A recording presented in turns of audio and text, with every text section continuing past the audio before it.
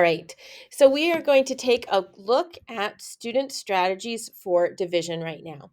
So we learned about partitive division and we learned about measurement division. Remembering that partitive division, we are looking for the number of parts in each group. You can think about passing out cards to a group of people. And in measurement division, we are looking for the number of groups. So how many boxes of cookies can we fill with 24 cookies? So we're going to watch how students solve those two problems differently. And this is important for us because we want to remember that students will interpret and make sense of these two types of division problems differently, and we shouldn't make assumptions about those understandings. So the first problem we're going to look at is Mrs. Green has 85 markers. If 10 markers can fit in a box, how many boxes can Mrs. Green fill? Miss Green fill. Okay, so we're going to listen to Emma's reasoning here and also notice her place value understanding. So here we go. We're going to just take a look at what she's doing. Ms. Green has 85 markers. If 10 markers fit in a box, how many boxes can Ms. Green fill? She has 85 markers? 85.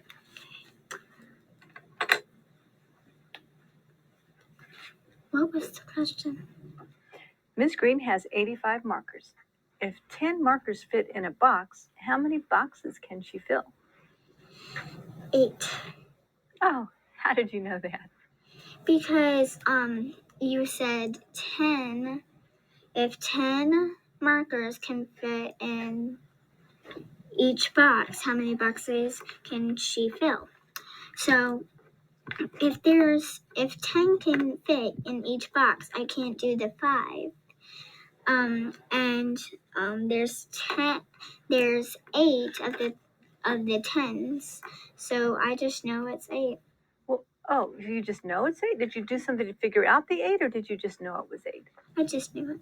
Okay, thank you.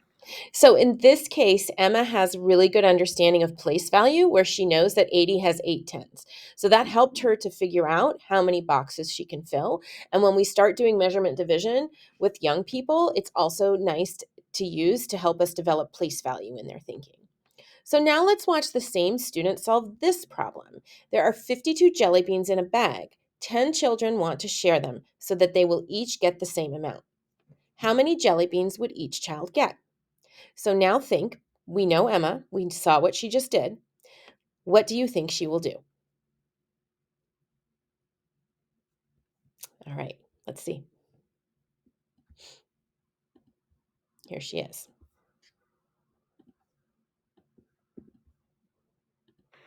There are 52 jelly beans in a bag. 10 children want to share them so that they each get the same amount. How many jelly beans would each child get?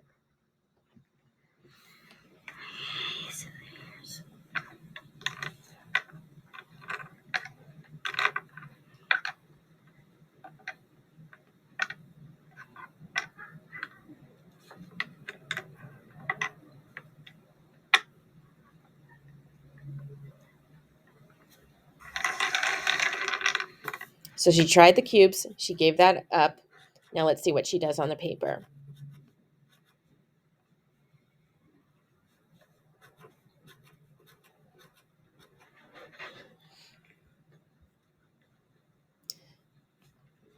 So remember, the problem is there are 52 jelly beans and there are 10 children and they each get the same amount. How many will each child get? She's making 3 tally marks in each circle.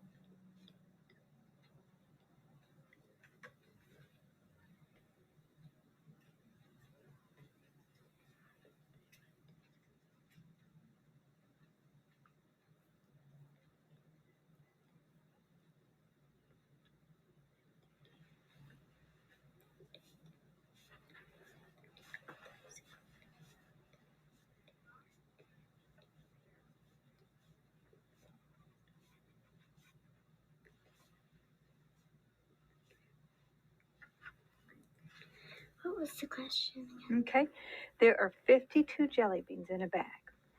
10 children want to share them so they each get the same amount. How many jelly beans would each child get? Can some be left? Sure. every child would get 5. How did you figure that out? Well, I drew the 10 childs, and then I started doing 1, 1, 1, 1, 1, 1, 1, and I counted as I did it. And when I stopped at 50, I realized if I give 2 more to 2 more childs, it won't be equal.